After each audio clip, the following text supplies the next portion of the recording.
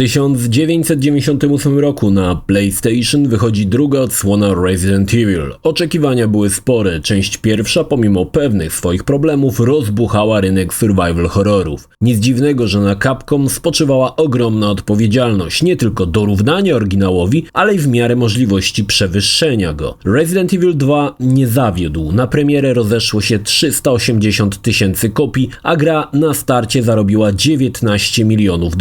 Koniec końców tytuł uplasował się na 11. pozycji najbardziej popularnych gier na PlayStation. Nic dziwnego, że gra szybko pojawiła się w następnej kolejności na pecety, ale to trzeci port był najdziwniejszy i wręcz nierealny do wykonania. A jednak historia stojąca za tym portem jest jeszcze bardziej zdumiewająca. Cześć, ja nazywam się Krzysztof Energik-Micielski, a to historia powstania chyba najdziwniejszego portu w dziejach. Resident Evil 2 w wersji na Nintendo 64. Zapraszam.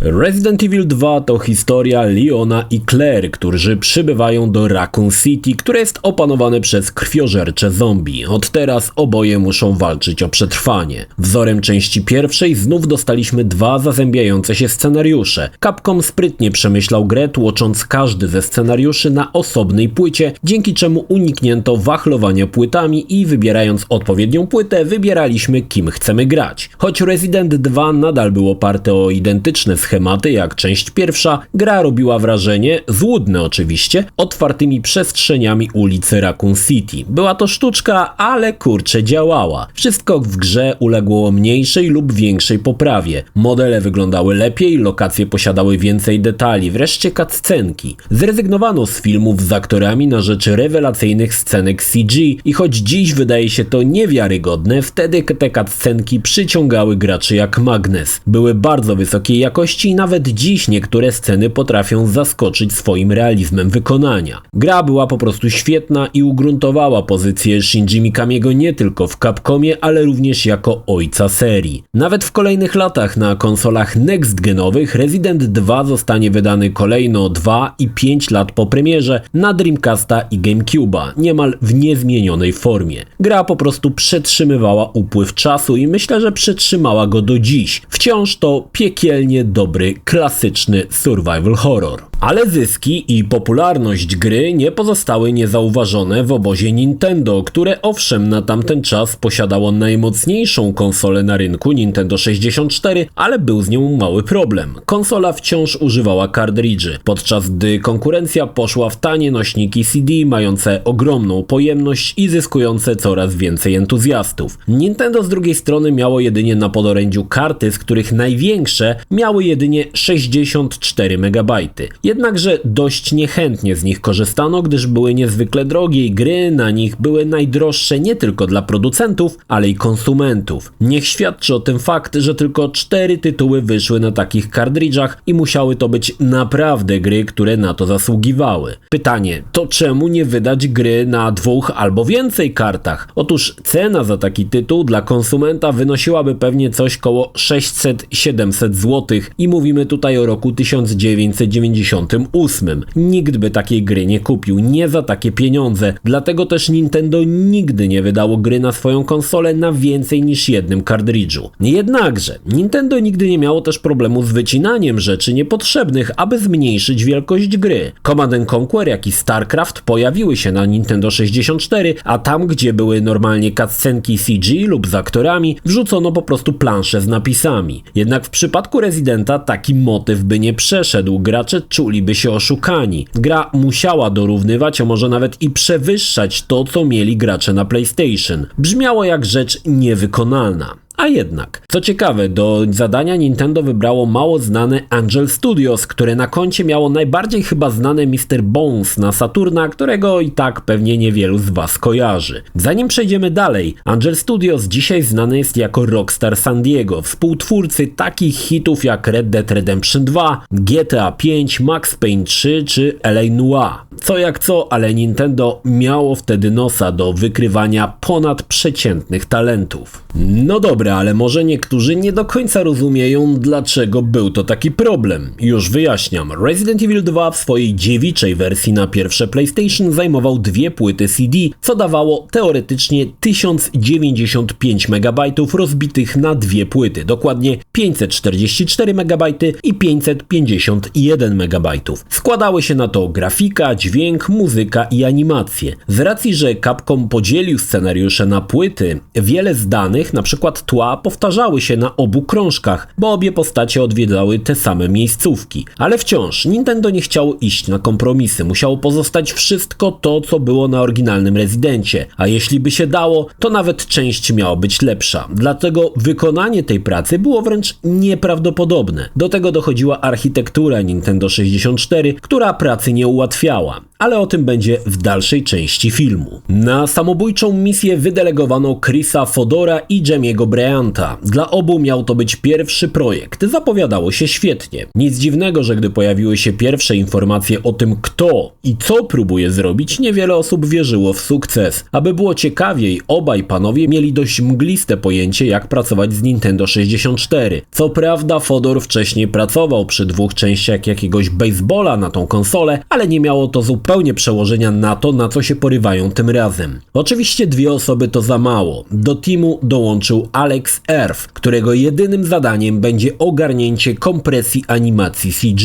Kto wie, czy nie było to najbardziej karkołomne zadanie ze wszystkich prac nad tym portem. Zespół postanowił dość sprytnie podejść do swojej pracy. Jako wersję bazową wzięto oczywiście grę z PlayStation. Zamiast robić wszystko od nowa, napisali kod, który przekonwertował pliki graficzne z PlayStation na format przyjazny dla Nintendo 64. Podobnie zrobiono ze wszystkim, co miało być w grze zawarte. Animacjami postaci, menusami. Jasnym jest, że gdy wszystko podliczono, nadal było o wiele za dużo na 64-megabajtowy kartridż. Na początek tła. Bazują one na zwykłych obrazach 2D. W sytuacji, gdy postać jest schowana na przykład za barierką, ta była obrazem z przezroczystością. Nie ma tutaj zbyt wielu kombinacji. Postawiono na początek zmniejszyć dość znacznie ich rozdzielczość, a potem przy użyciu już samego Nintendo 64 powiększyć na ekranie do rozdzielczości docelowej. Efekt jest taki, że tła wyglądają gorzej niż na PlayStation, gdzie już były w niskiej rozdzielczości 320 na 240 pikseli. Ale udało się na tym zaoszczędzić sporo miejsca. Jednym z fajnych patentów, które miało Nintendo 64, a nie miała żadna inna konsola, był Z-Buffer, który pozwalał określać głębokość sceny bazując na obrazie w odcieniu szarości. To pozwoliło stworzyć perspektywę i odpowiednio rozmieścić obiekty na scenie tak, aby korzystały z Z-Buffera, a nie z prostego nakładania tekstur z przezroczystością. Był to dość sprytny sposób, aby skorzystać z funkcji konsoli, której nie posiadały pozostałe sprzęty i które musiały korzystać w tym wypadku z sortowania pikseli. Jeśli chodzi o postacie, ich wygląd nie zmienił się za bardzo. Nintendo 64 mogło bez trudu udźwignąć ilość poligonów na postaciach z Residenta 2. To, co jednak poprawiono, to to, że Resident Evil posiadał antyaliasing na całym ekranie, przez co wszystko wydawało się gładsze niż na PlayStation, ale był to też miecz obosieczny. Owszem, na postaciach redukowało ząbki, ale tła były jeszcze bardziej rozmyte. Same tekstury postaci także musiały ulec zmianie. Jeśli oglądaliście mój materiał o Nintendo 64, to wiecie, że problemem konsoli był texture cache, wynoszący 4 KB i żadna tekstura nie mogła być większa niż ta wielkość. Oczywiście to spowodowało, że jakość tekstur względem PlayStation mocno obniżono, aby mogły one przejść przez texture cache. I faktycznie, jeśli zerkniemy na tekstury Residenta, zauważymy, że ich wielkość i zarazem jakość została zredukowana do wielkości texture cache'a i żadna nie przekracza 4 KB.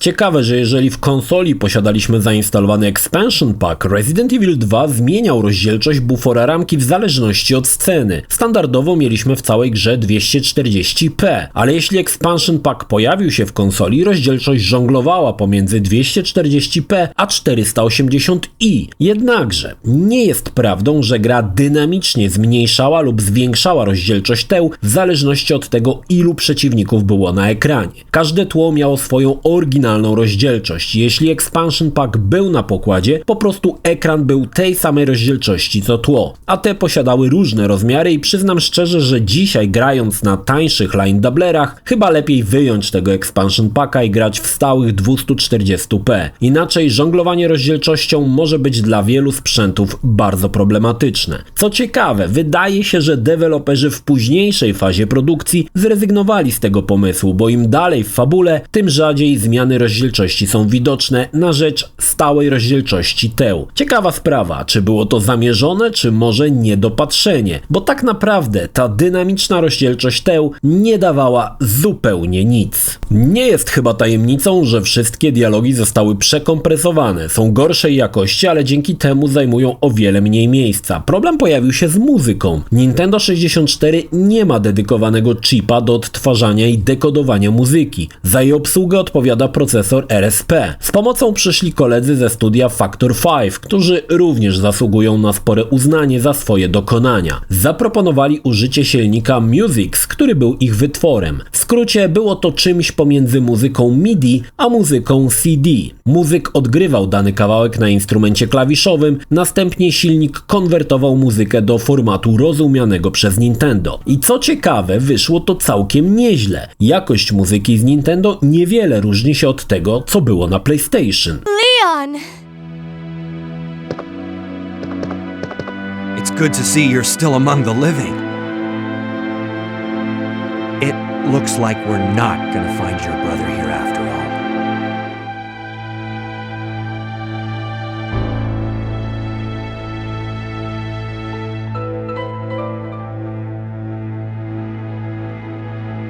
There's no reason for us to stay any longer than necessary. Let's split up, look for any survivors, and get out of here. Right.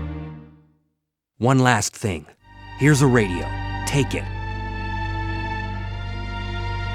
That way we can keep in touch if anything happens. Leon! It's good to see you're still among the living. It looks like we're not gonna find your brother here after all.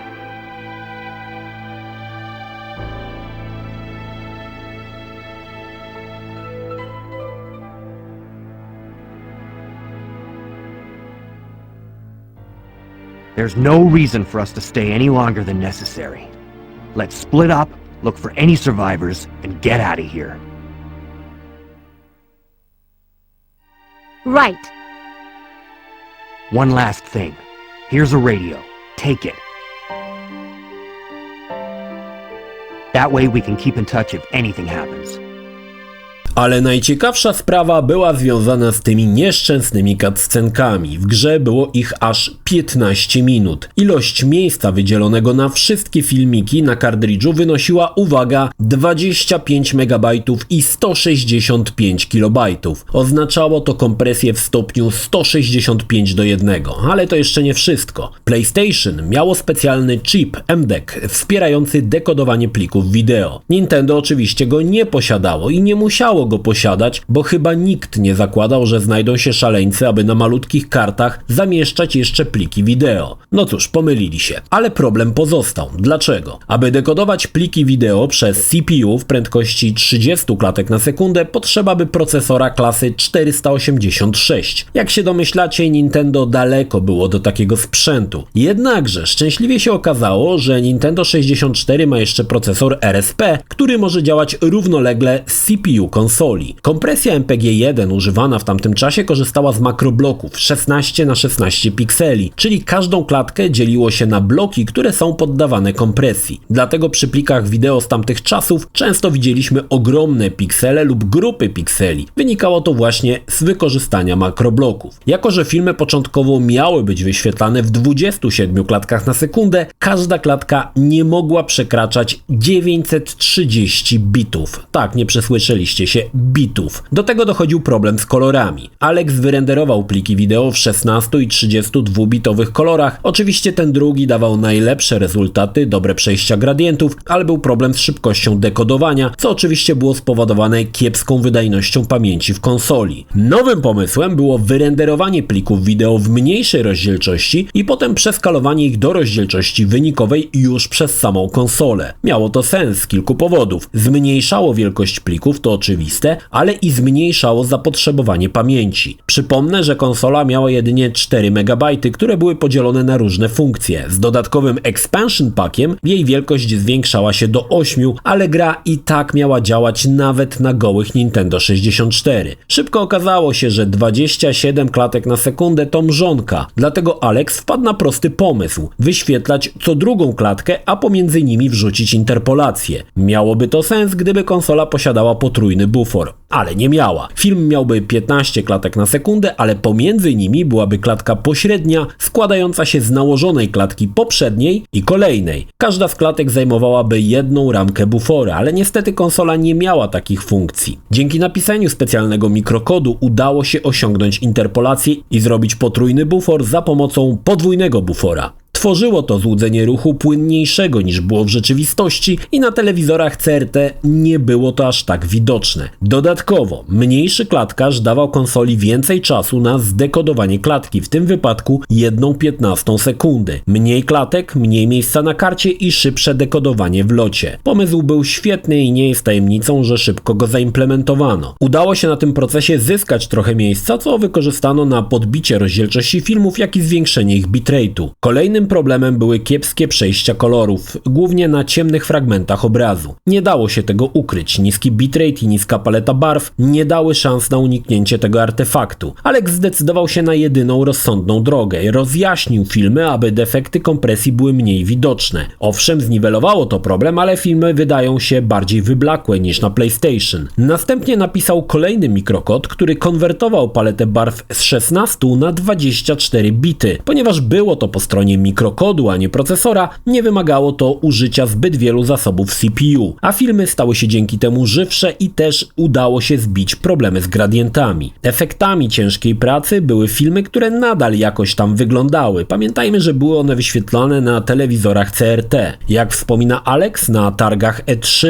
ludzie kłócili się, czy faktycznie grają na Nintendo 64, czy na PlayStation. Oczywiście przyrównując sobie wersje obok siebie, nie ma co do tego wątpliwości, że to PlayStation wygrywa ładniejszą paletą barw, jakością i płynnością na cutscenkach. Jeśli chodzi o tła, również tutaj PlayStation bryluje. Ale jeśli chodzi o postacie, mam wrażenie, że jednak to, co jest na Nintendo 64, wygląda o wiele lepiej niż na konsoli Sony. Po roku wytężonej pracy, na który przeznaczono budżet $1 milion, gra była na ukończeniu. Wszystko pozostało, to co w oryginalnym Rezydencie. Wszystkie filmy, wszystkie dialogi, jak i muzyka. Nic nie zostało wycięte, ale jedynie obniżono jakość. Dodatkowo oba scenariusze znalazły się na jednym karcie. Było to coś absolutnie niemożliwego do wykonania. A jednak dzięki dobrym pomysłom i zaciętości kilku osób udało się tego dokonać. Ale wersja Resident Evil 2 na Nintendo 64 kryje w sobie jeszcze jeden ciekawy patent. Konsola posiadała, jak każda konsola w tamtym czasie, memory pack, czyli kartę pamięci, na której można było zapisywać gry. Resident poszedł inną drogą. Memorka jest wbudowana na karcie, a podtrzymywanie zapisów spadło na baterię, która jest na takim karcie również obecna. Dzięki temu można zapisywać stan gry, nie posiadając memorki. Oczywiście, jeśli bateria padła, no to nasze zapisy również odeszły w siną dal. Klasyczny Resident Evil 2 nie umarł. Pojawił się potem jeszcze na Dreamcastie i GameCube. Na tym drugim była to najlepsza i najładniejsza wersja ze wszystkich wydanych, no ale była też najmłodsza. Jednak najbardziej zdumiewającą wersją jest ta z Nintendo 64. To pokaz umiejętności, jakiego nigdy chyba potem nie udało się powtórzyć. Sposób, w jaki przygotowano grę tak, aby miała wszystko to, co powinna, powoduje, że zadajemy sobie pytanie, czemu nie było więcej takich gier zrobionych w ten sposób? Cóż, odpowiedź jest prosta.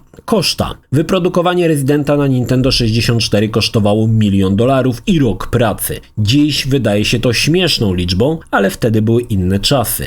To pokaz nie tylko kunsztu grafików, koderów, gamerów, ale i ambicji, przekraczania granic, przełamywania barier i nieszablonowego myślenia. Port Resident Evil 2 na Nintendo 64 to najbardziej zdumiewająca rzecz w branży gier wideo, w zasadzie do dzisiaj. Jeśli film Ci się podobał, zachęcam do subskrypcji lub wsparcia mojego kanału na portalu patronite.pl. Film o podobnej tematyce znajdziesz tutaj, natomiast z drugiej strony znajdziesz film wygenerowany przez platformę YouTube. Zachęcam również do odwiedzenia moich social mediów, grupy Energikowcy na Facebooku oraz serwera Discord. Linki jak zwykle w opisie.